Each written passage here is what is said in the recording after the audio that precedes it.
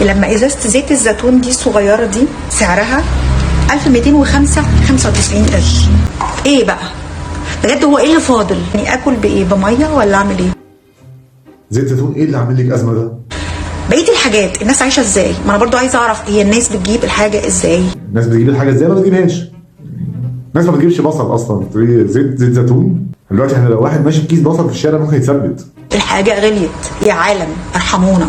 امبارح كنت بتكلم عن زيت زيتون وادي فود، والواضح انه كان في خطا، ان في فاتورتين جم، فاتوره فيهم جت غلط اللي هي 1205، وتصورت انها لعبوه زيت واحده، وبالتالي هم رجعوا بعتوا لي الفاتوره الاساسيه اللي هي 1300 وشويه على عبوتين زيت.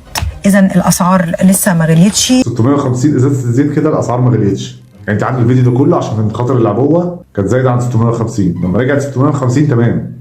انا عندي ساند باج هنا بتمرن عليها، يا ريتني كنت شلتها وعملت مشنقه شنقت نفسي بيها قبل ما اسمع الفيديو ده.